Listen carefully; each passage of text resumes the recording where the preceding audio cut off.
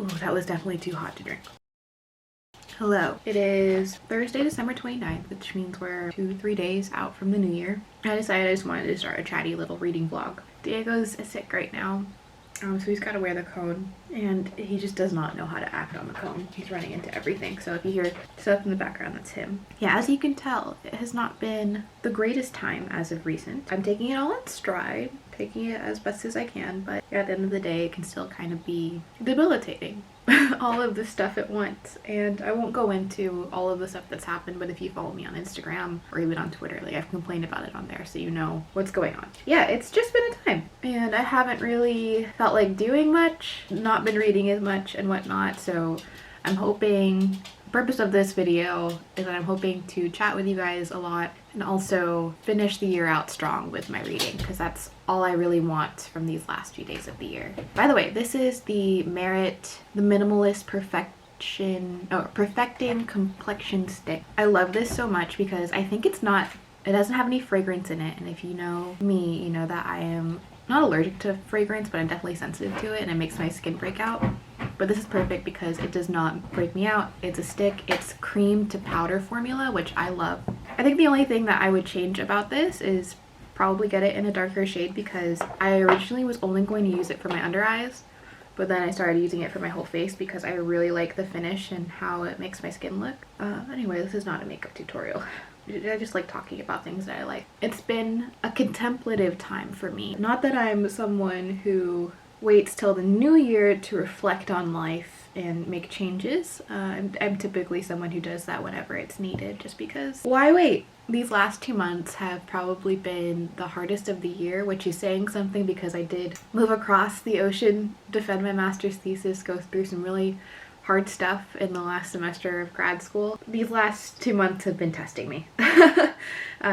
Definitely testing my resiliency. I've had some really great moments. Like, we have been to Nevada to see family a couple times in the past couple months, and that has just been such a blessing. Really transformative for me, but at the same time there's all this other shit that has gone on, and it's been really hard. I talked about this in a couple of videos, but Muna's Kind of Girl, their song Kind of Girl, which came out earlier this year. Ooh, I have a pimple. That song has just kind of been like my Bible in a sense. The idea of the fact that I'm imperfect, but that doesn't mean that I'm less worthy of anything, has been really getting me through these times. And I've just been thinking about, okay, I really love this song and this idea of making the most out of life even when it's punching you down. So I've been really thinking about, like, okay, the new year is coming up. It is a nice time to start doing things, but in general, how can I change what I'm doing in life to, I guess, at least change my mindset with all of the stuff that's happening. I can't control everything that's going on, right? I can't control the fact that my dog is sick. I can't control the weather. I can't control other people, but I can control the way that I react to things. I guess that's all to say. I'm just hoping to be more forgiving to myself in the new year. I think that we're all really hard on ourselves, and we should be nicer to ourselves. I know that as an eldest sibling, a child of immigrants, someone who does not have a good relationship with my parents, I am very, very hard on myself, but I don't deserve that. I don't think anyone deserves that. Not when they're not really doing anything wrong. We're just trying to exist, and I'm really just trying to exist. So I need to be nicer to myself, more gentle with myself, more forgiving. And the other thing that I saw earlier today on TikTok, it was this dude who heats up water to unfreeze the water in his bird bath so the birds can have a bird bath, and also it's like a nice warm bird bath in the winter months. He was like, is this the way that I show a bit of kindness to the world? Like, showing my kindness to the rest of the world. And I don't know why that like struck me so hard. This dude with his warm bird bath showing kindness to the world. And I was like, I need to grab some of that for myself. I'm just, you know, thinking about ways that I can show my kindness onto the world. We got back from our second trip to Nevada 2 days ago, very late into the night, because we were one of the many who were stranded by Southwest. So we ended up renting a car, and I drove 8 hours from Reno to, I guess, the California border. As soon as we got to California, the rain really picked up, and no one in California knows how to drive in the rain, which is fair because we don't have rain very often, but it was like really bad rain, but it was just a nightmare. So I'm catching up on life, just trying to decompress before I have to go back to work. I've got some stuff to do in terms of a paper that I'm writing for publication. Diego's sick right now. He was with family, and during that time when he was with family, he, I guess, ate something. I don't know what happened because I wasn't there, and it guts me that I wasn't there. He's having an allergic reaction, so we've been having to give him Benadryl and just monitor him, and that's been really weighing on me. I know that like people roll their eyes when we treat our pets as like children, but there's a good chance that my dogs are the closest thing I'll ever have to children, which I'm not upset about personally. And I do really treat them like my kids, especially when they interact with other people. So it really hurts and is very hard for me to see my child, my firstborn, in a sense, to see him suffering.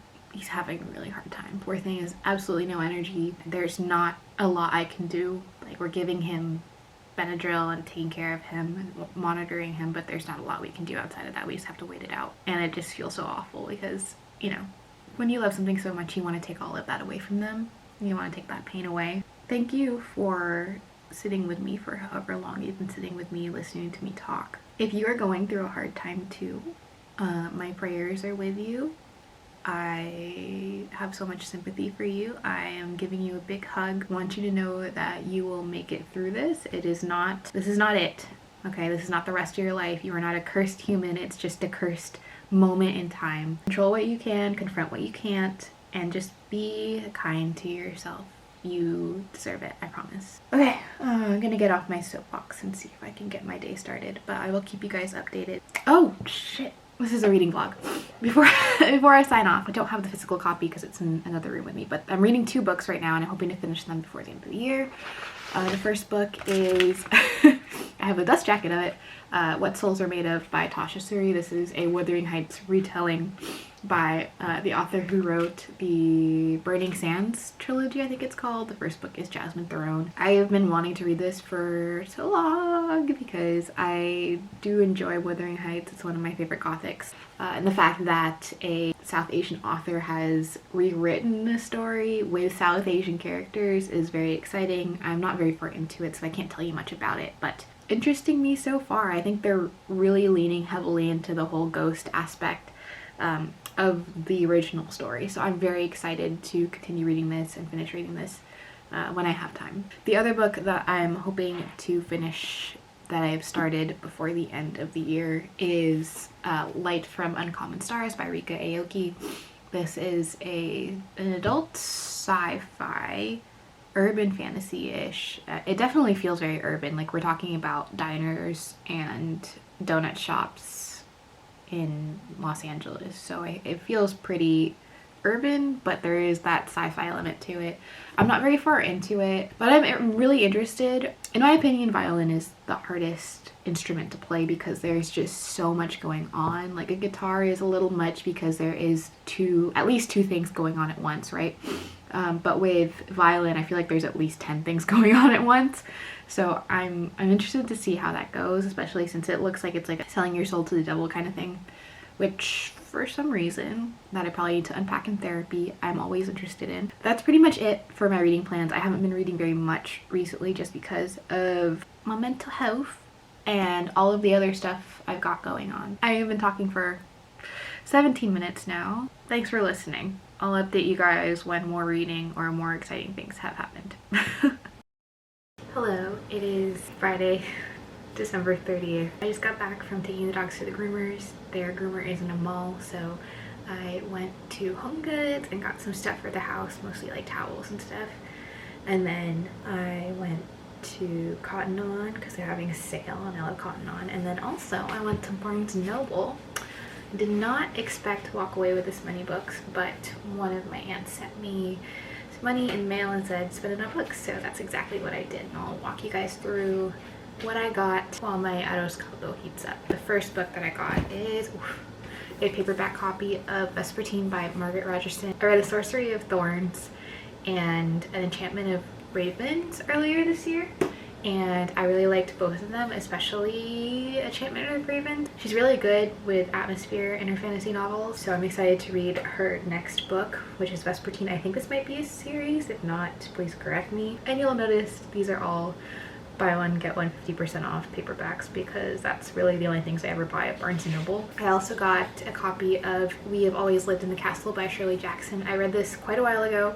This is my second favorite Shirley Jackson, and I think I already have a copy of this, but it's a really beat up secondhand copy, and I love this illustration. It's super creepy with the deckled edges and stuff, so I'm just really happy to have another copy in my collection. Shirley Jackson is one of my favorite authors, and again, We Have Always Lived in the Castle is my second favorite Shirley Jackson, besides after Hang Salmon, or Hang Salmon, I don't know how to pronounce it. I got a romance, and it's Blame It on the Brontes, and it's about an English professor who is like, I guess her research specialty, I don't know if they do research in the English realm of academia, but her specialty is Bronte sisters, so Emily Anne and Charlotte Bronte. That pretty much interests me enough to pick this up. I'm trying to read more romance because apparently I enjoy it, so there's one.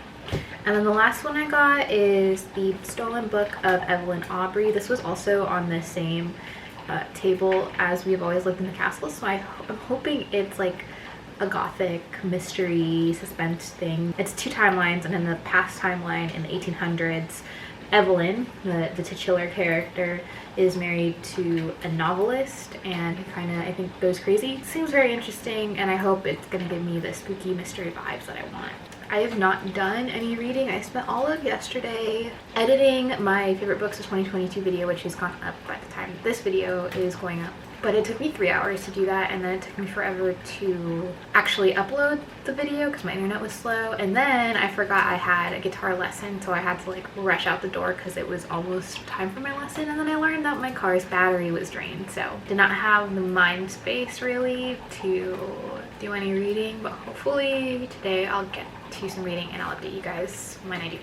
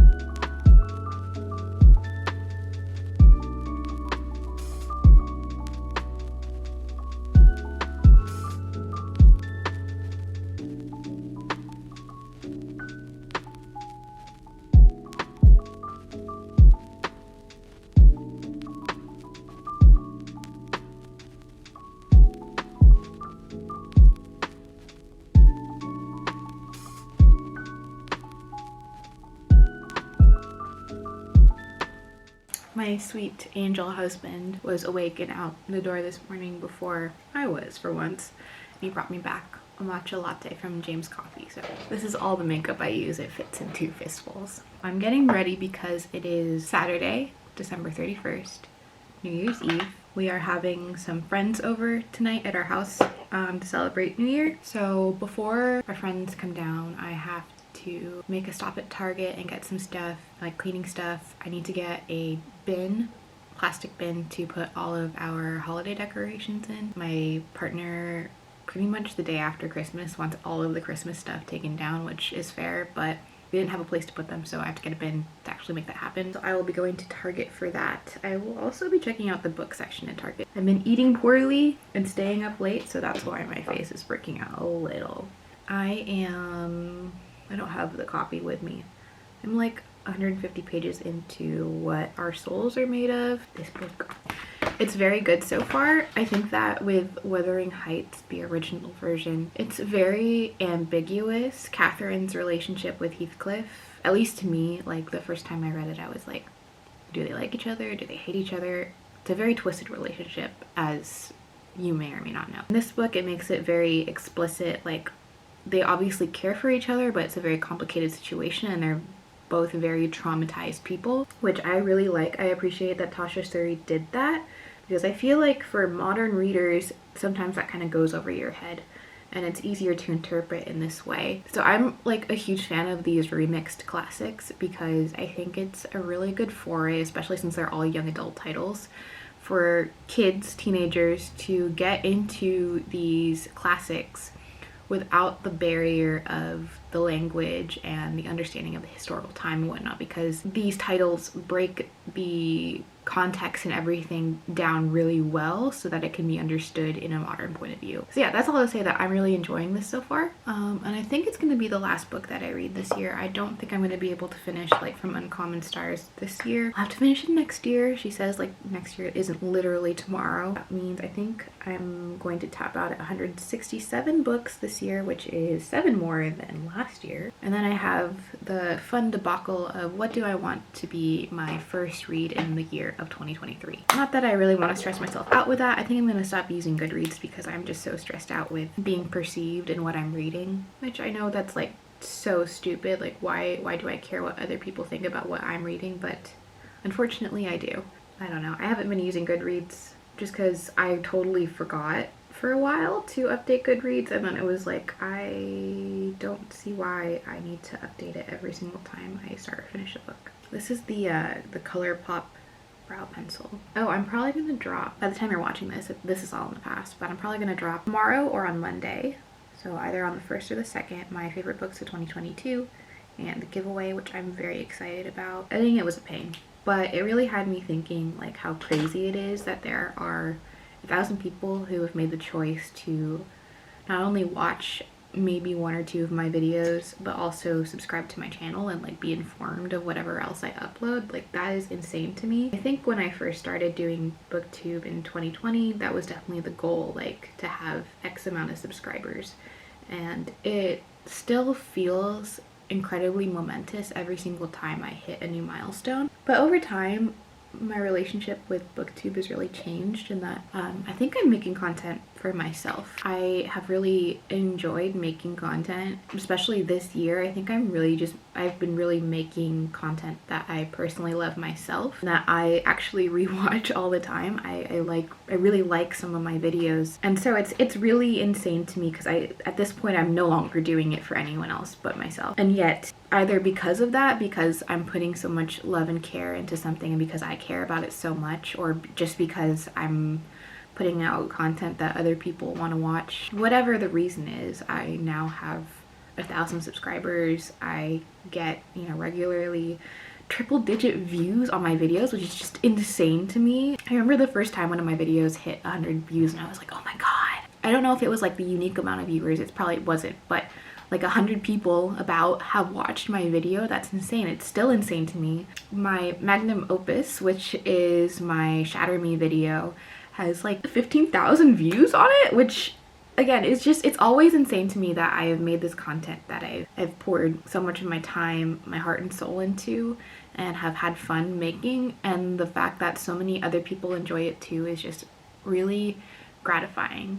So I'm hoping to carry that energy into 2023. I have some content planned. I might take a little bit of a break just because there's some personal stuff that I've got going on, and I might not have time to make content, at least at the quality that I would like to make content. This, by the way, is the e.l.f. H2O proof eyeliner pen. Stays on pretty well, goes on pretty easy. It's like $2, so highly recommend it. But yeah, I am just super excited to be able to put out the giveaway video. I hope you guys appreciate it. I tried to make it as inclusive as possible because I know that I have both people who are subscribed to me for journal videos and then people who are subscribed to me for bookish videos. So I wanted to be able to cater to both of those audiences. I'm sorry if you have to make a Sophie's choice when it comes to which gift card you would rather win, but yeah, like I said, I really just wanted to be able to cater to my whole audience. This is going to be a chatty vlog, isn't it? Rest in peace to editing me. This is the Voluminous Million Lashes mascara from, I think it's L'Oreal, Maybelline, I'm not sure. It's actually not written on the tube, but this is what it looks like. I have literally been using this for upwards of 5 years now. It's my go-to. It makes my lashes look good. It holds all day. It just makes my lashes actually be seen. I wish I was a girly who could do lash extensions or fake eyelashes, but it irritates my eyes a lot generally to do much with it. These products that I use are vetted, like I've used them a few times, and they don't irritate my eyes if I change them out regularly. So I'm just scared that if I do like lash extensions or something, they're gonna really irritate my eyes, and it's just not gonna be a fun time. Like I said, I really wish I was a lash extension girly because they look so good on everyone else, and I feel like it's just so easy. You just wake up and your eyelashes are long and beautiful. Like personally, I think I would get irritated by them. Like literally, like my eyes would get irritated. I recently got this new Rare Beauty Dewy Lip Balm, the lipstick that isn't quite a lipstick. I have another color that was my go-to for a while, but I wanted like a darker brownish color, especially for the winter time. So I got Support, and I love it. I wear it almost every single day. I love how like low maintenance and easy it is to apply. Like I usually put it on even without a mirror. Slide it on and it looks good. I've got the candle like right in front of the camera, so it's giving like a glow effect. I think I need to clean my glasses. I'm gonna clean my glasses. Maybe I'll plug in an audiobook. I know I have some Libro FM credits that I haven't used yet, so I could listen to an audiobook while I clean. Janelle from Janelle Reads was doing that, and I was like, I should freaking do that instead of listening to my freaking post-hardcore emo screaming music while I clean. But we'll see. We'll see what I'm in the mood for. Check in with you guys later. Hopefully maybe include some clips from our little New Year's party.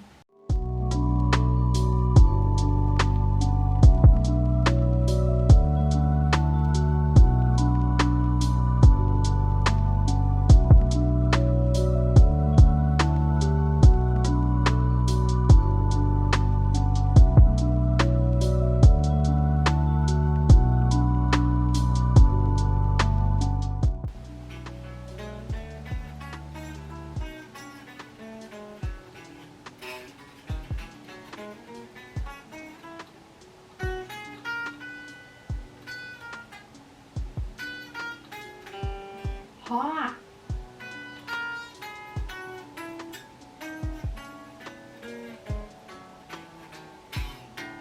Ah.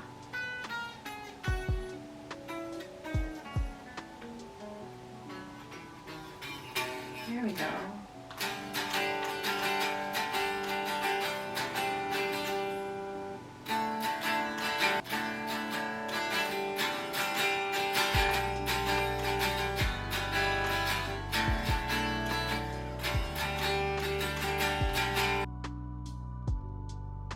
I could not film inside the store because there were a lot of people and I felt really nervous. Like even walking up and filming that one clip of the storefront made me super nervous. So sorry you guys didn't get to see the mayhem that was the inside of Mysterious Galaxy, but it is officially 2023 January 1st, and Mysterious Galaxy is open for 4 hours today, and they had a 20% off all books sale. So I went because I had a couple gift cards. Let's do a quick haul in my car for as long as I can stand it.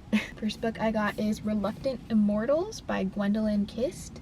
This is a signed copy, and it's supposed to be a horror novel that follows Mr. Rochester and Dracula and the two women who survived them. So I'm wondering if it's the same Mr. Rochester from Jane Eyre, and then obviously it's Dracula, if it's like the same kind of characters, or if it's like a play on those kinds of characters. But it's really interesting, and I'm very, very interested in this, and I'm glad I got a signed copy. The next book I got is Summer Suns by Lee Mandello. I don't know what this book is about exactly, but I think it's a little dark academia. I've seen a lot of really good reviews with it. Oh, and it's queer. Yes. Oh, it literally says Summer Suns is a sweltering queer Southern Gothic that crosses Appalachian Street racing with academic intrigue, all haunted by a hungry ghost. I'm so excited for this. The next book I got is this chunky boy, Argo. It is a retelling of the Argonauts, the story of the Argonauts, starting with Jason revealing himself to Peleus. Magic for Liars by Sarah Gailey. Again, I don't know much of what this is about. I've just seen really good reviews of it, and it was on my Goodreads TBR. Last paperback, I did get Vicious by V.E. Schwab. We're not going to talk about it. I wanted to give this a try. I'm into the whole dark academia, twisted thing. I think I get it now. I think I'm a girl who gets it now. I'm going to try to reread These Violent Delights by Micah Nemerever, because I don't think I was in the right headspace to get that book, but I think I am now. And I heard it compared to Vicious. Vicious is more fantasy than These Violent Delights, but either way, I'm hoping to enjoy this. And then, very uncharacteristically of me, I got a few hardbacks. The first one is Other People's Clothes by Kala Henkel. Again, not really sure what this one is about, but I've been wanting to read this for a while. A lot of people have been talking about it, especially on Book Talk, at least the side of Book Talk that I'm on, where people seem to actually read some good lit. Yeah, I'm excited for this. I would honestly prefer a paperback, but they had a hardback at the store, so I was like, it's better than ordering a paperback from Amazon. On the same vein, I got Notes on an Execution by Dania Kufafka. Dania Kukafka. I'm really sorry that I butchered that. This is another book I don't really know much about. And the last book that I got is Silver Under Nightfall by Rinchi Biko. I'm gonna go home now because I still went over my gift cards. Don't tell my husband. But that was fun. Who needs Barnes & Noble when you have Mysterious Galaxy?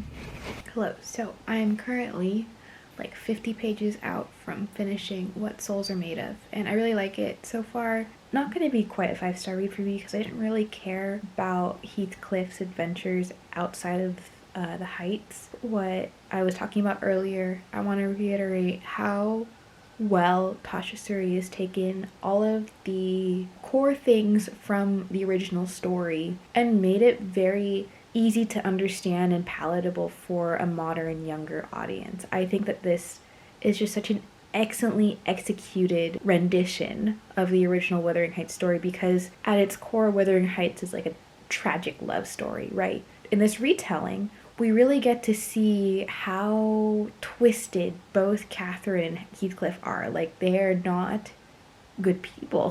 Very imperfect characters. I think that in the original novel, that's kind of hard to glean. Obviously, you can tell that it's a very angsty relationship, but in this, it's very easy to say, like, oh, Catherine has a lot of issues. Heathcliff is just angry all the time. Like, it's very clear to see those things. And while you might not like being handed those things to you when you're reading, I think that it's really important in the context of it being a retelling for a YA audience, because in that realm, it knocks it out of the park. That is all to say that I am really enjoying this book so far. Again, I'm not a huge fan of like the Heathcliff moments with him not being at the Heights and stuff, but I think that the way that his characterization and Catherine's characterization are executed is excellent, and the inclusion of these two characters being South Asian is pretty seamless. I really wanted to finish it yesterday, I just didn't have the time before we went to go see our friends, so hopefully finishing it tonight. Hopefully that works. I have no idea what's going on, but my camera just keeps randomly stopping the recording, and I'm not sure where I left off in the last clip. I guess I was just talking about how I feel like the internet is a strange place to be for bookish people right now, and that's not only with regards to authors entering reviewer spaces and harassing readers, but also, like, I don't know, I feel like there's been this like weird pressure, not pressure at all, but I feel perceived. I feel a little too perceived. I find myself like hesitating to pick up titles because I'm like, oh, what will people think of what I'm reading? Like, they see it on Goodreads or they see me talking about it on the internet. That spooks me more than it should. And I have these periods of time where like I don't want to use Goodreads. I don't want to be perceived. Not only does that show in Goodreads, but like also the content that I make. Like, I feel like I do a lot less bookish related content just because of the fear of being perceived and then yelled at, essentially. That's kind of where I'm at. I think I'm going to pretty much log everything offline this year. I have actually started making my own spreadsheets. I used Kate's spreadsheets last year, and then I'm kind of using a spin-off of the spreadsheets, still crediting her, of course. I've made my own and I'm tracking things a little differently, doing a lot of thinking with regards to my presence on the internet, how there are things that I can control what you can, confront what you can't. I'm going to control the fact that I let myself be perceived, I let my actions be perceived, and I can control what actions you guys can perceive. It's not to say that I'm reading anything particularly shameful. I don't think there's really much in terms of shameful things to read besides like problematic books, but I obviously don't have any interest in reading problematic books. I just, again, I am having such a hard time with the concept of being perceived, which is so weird because I do have this channel and everything, but with regards to like my journaling stuff, I don't really care if I'm perceived or if people hate my content. Like, I made a bunch of fountain pen videos previously, and all of the fountain pen snobs came out from the bushes to tell me how terrible my knowledge of fountain pen stuff is, even though I clearly said that I was a beginner. Like, that didn't bother me, but for some reason when it comes to reading, it really bothers me. In all honesty, like, there's no reason for me to be acting like this. I'm watching other creators and I'm evaluating how I feel about them, and sometimes I find myself thinking like, oh my gosh, why are you reading that? And then I think to myself, wait, that's none of my fucking business. The way that the booktube community, book talk, all of the online bookish community works is we are putting ourselves out there for perception and judgment. And because I find myself thinking these things often, I'm like, oh god, people are definitely thinking this about me, and I don't want that. So kind of just separating myself a little in order to grow and learn and be a better person. My general 2023 resolution is just to, overall be a better person, which I know sounds stupid, but I think there are just so many ways where I can be better. The board that I'm making right now is 2023 is the year of learning and unlearning, because I feel like I have a lot of habits that I have that I don't like, but they're things that I have to actively unlearn. I have to recognize them, accept myself for what has happened to me and why I've created these habits, and I have to unlearn them and then learn new habits that replace those and just, all around be a better person. Get off my soapbox yet again.